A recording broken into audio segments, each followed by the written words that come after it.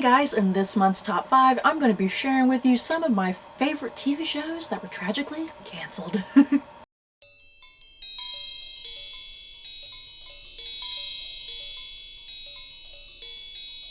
So, this video may be similar if you've been on my channel for a little while here, because last year I did a video identical to this, and I talked about 5 shows that I particularly enjoyed, and then they were tragically canceled. So I was like, I'm going to do another one of these because I made me a little spreadsheet last year with all of the canceled shows, and I had like a good 30 or 40 of them, so I was like, I'm going to do another video because I can definitely come up with another top 5. So yeah, let's get going. I guess I have narrowed this down to 5 TV shows that I particularly really enjoyed, that I was super upset that were canceled. Yeah guys, we'll talk about that. At number 5, Nightfall. Yeah guys, let's talk about Nightfall. Nightfall had 2 seasons, and it aired between 2017 to 2019.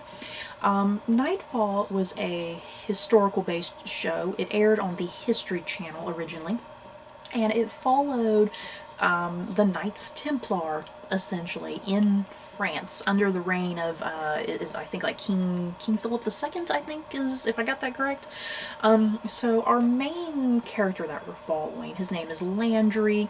He's a Templar, but yeah, he is having an affair with the king's wife, y'all. I really loved Nightfall. It definitely was not perfect. I think the first season, it started off a little slow, the first half of that first season, but then it definitely picked up. And then, yeah, I loved season 2. I was really obsessed with season 2, because season 2 gets to that point with the fall of the Templars, if you will. And what the French king does there and everything. It was just such a shame that Nightfall got canceled. I thought it was really well put together, had a great cast, and I think the History Channel really gave the show a really great budget, but I think that was kind of just it. It had a really, I think it was probably a pretty expensive show, and that's just it. It cost too much. I think that's kind of why it ultimately got canceled more than anything, because it was too expensive. But yeah, the History Channel had previously had such high success with Vikings, for instance, and I love Vikings, so I was really excited to see History Channel do another show. So yeah, it's just such a shame Nightfall got canceled. You guys, I think there was a lot of potential to kind of see where things were going to go in a future season. So yeah, any other fans of Nightfall? And then yeah, kind of sticking here with the History Channel. At number 4, I have Project Blue Book. Oh yeah, I'm upset. I'm just really upset with the History Channel right now, you guys. Yeah, Nightfall and Project Blue Book. Yeah, plus Vikings is ending as well. But yeah, Vikings at least got to have a proper conclusion. So yeah, Project Blue Book, you guys. Just like Nightfall, it had 2 seasons, and it aired between 2019 to 2020. So yeah, just recently, at the beginning of 2020, it was canceled. So what you need to know about Project Blue Book: this is inspired by real events taking place in, like, is it the 1950s, I think is where the show took place. Took place in the 1950s. It followed a scientist named Alan Hynek, played by Aidan Gillen, and with him, he's kind of like escorted around by a U.S. Air Force officer named, and played by Michael Malarkey. So the whole show is about Alan Hynek and this Air Force guy who team up because they have to investigate, like, mysterious occurrences, essentially like UFO sightings, if you will.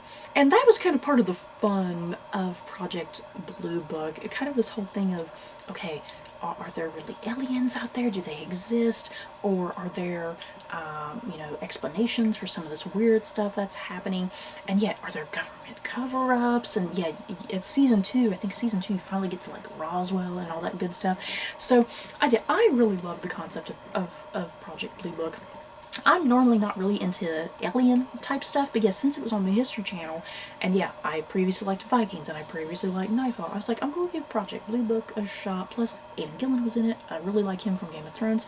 So there's just a combination of a lot of really good stuff about Project Blue Book that got me excited. And yeah, I was pleasantly surprised with this show. You know, not every episode, because some episodes could be a little bit more slow and boring, but for the most part, I really enjoyed the concept. I always like kind of finding out, okay, is this real aliens? Is there explanations behind all this? What's going on with the government?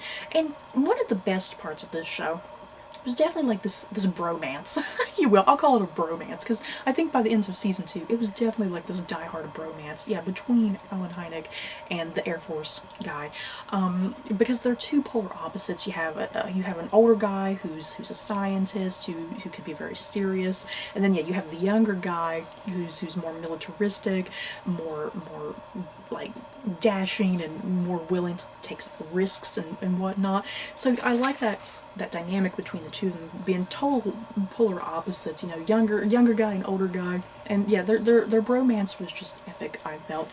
So yeah, I was really devastated when this got canceled after 2 seasons, because you definitely get a cliffhanger, you guys, and I do mean a cliffhanger. So yeah, I was really hoping Netflix or somebody would pick this up, but alas, it has not come to be. So yeah, any other fans of Project Blue Book? Because I miss it. At number 3, Smash. Smash had 2 seasons, airing from 2012 to 2013, and it originally aired on the NBC network. Smash followed a group of characters on Broadway, and they're trying to make a new stage musical that tells the life story of Marilyn Monroe. And the big part of this show, especially in season 1, was this whole idea of, okay, well, who's going to be cast to play Marilyn Monroe? And this show, you guys, if you're someone who loves all things Broadway musicals, this is definitely the show for you. Smash came out at a time when Glee was kind of just getting started. I think Glee had maybe been on for a season or 2, I think. And the thing is, Glee was like for like a young adult audience, if you will. And yes, Smash was kind of like more for adults, because there was definitely a lot more adult things going on. And yeah, definitely all these people, you know, in the world of stage, which is a pretty brutal place at times. It's very competitive. You're going to get your feelings hurt on Broadway, you know. So I loved Smash.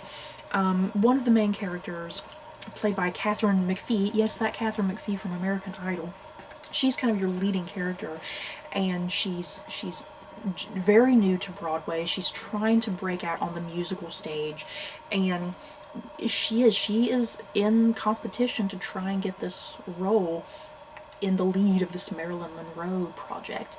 And then on the other hand, you have another girl who's about the same age, but she is much more experienced. She's been on Broadway for longer, and there's almost kind of this sense of like almost entitlement, like, oh, I'm a veteran of the Broadway stage. This role of Marilyn Monroe is going to easily come to me, you know.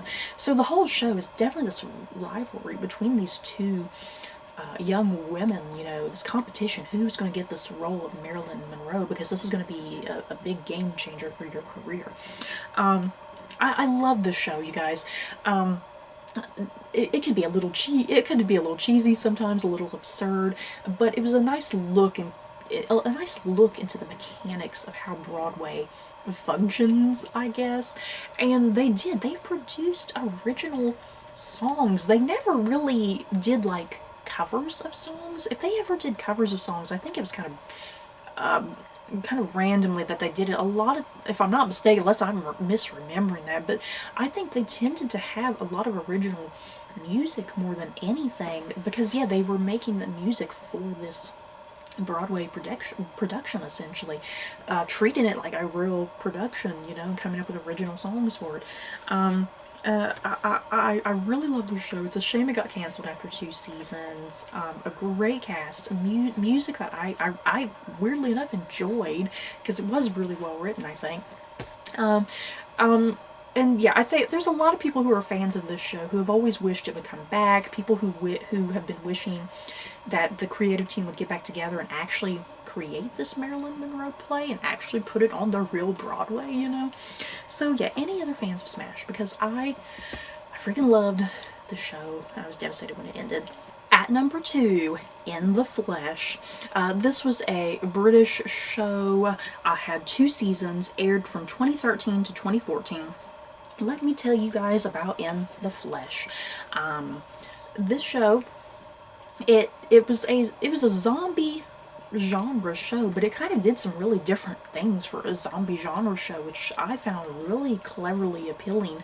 The show takes place after a zombie apocalypse, essentially, and society is kind of getting back to normal. So yeah, after this zombie apocalypse has happened and society's getting back to normal, the government has created essentially like a cure of some sort, that the people who have been infected and have turned into zombies, they get injected with this this whatever it is, medicine or whatever, and it's able to restore like the brain functions and whatnot. And the people who have been zombies, they still look dead, and they're still kind of like rotten and falling apart, but their brain chemistry is functioning the way it should because of this medicine that they're forced to take from the government. The government is essentially trying to rehabilitate the undead, if you will. I like how that's worded, rehabilitate the undead. And make them, and push them back into society as normal people. But of course, these are still people who were zombies, and they're still under treatment to try and remain human as best they can. But they are still shunned and ostracized from society at times, because people still see them as zombies, obviously. So yeah, the whole show follows a young teenager named Kieran, who was a zombie. He's gone through all this stuff to be rehabilitated back into society. Yeah, it's him coping with being back with his family, going back and doing the things he used to do as a teenager, but can he? Him trying to cope with life and death and whatnot, and what that means to him. I just really loved this show, you guys. In the Flesh, this is just such a really clever, different, unique concept. You know, a zombie apocalypse has already happened. This is the aftermath, and yeah, apparently this drug is fixing people, fixing the brain somehow. It's like this whole show, if you want to kind of think about it, this whole show was kind of like a commentary in a way. It was definitely a commentary on how we treat people who are different, how we treat the other. And I mean, even Kieran, we find out that Kieran is gay, and it's like the whole zombie thing is also just like this metaphor for being gay too. So I really liked In the Flesh. It only had the 2 seasons. There was so much potential for it to keep going and really developing the story. I wish more people had seen it, because I was obsessed with it when it came out. So yeah, any other In the Flesh fans?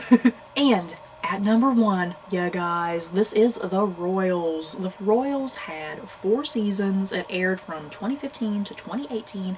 It aired on the Entertainment, I guess is what you call it, the E! Entertainment Network here in America.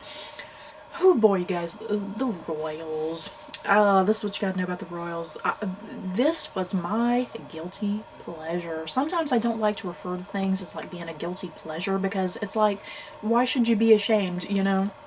But yeah, The Royals was definitely kind of like this really guilty pleasure show for me, because it was really silly and cheesy and over the top. Sometimes the acting couldn't be that great, the writing might not be that great, but it's like there was still something just oddly lovable about the show, especially as the seasons kept progressing. I feel like every season it just got progressively better and better and better, and yeah, my obsession with it grew and grew and grew. So what you need to know about The Royals? The Royals, it was like an alternate version of the British monarchy. So think about it this way, because right now our British monarchy is, you know, Queen Elizabeth II and Prince Philip, Prince Charles, Prince William, and Harry, and Kate, and Meghan, you know. We have all that. But this show, it's like an alternate version. So yeah, take away all those people. Somewhere down the royal line, another family kind of got in charge, like sometime after Queen Victoria, we find out. Somewhere after Queen Victoria, something kind of happened and flipped there. So instead of kind of the Windsors coming into power, another family comes into power, and that's where we're at in this show, where the show stands. So yeah, I just really love the whole idea and concept of the royals. It was basically a way to kind of poke fun a little bit at the British monarchy, because you had characters that were kind of similar to Queen Elizabeth. You had characters that were similar to William, William and Harry and whatnot, similar to Prince Charles.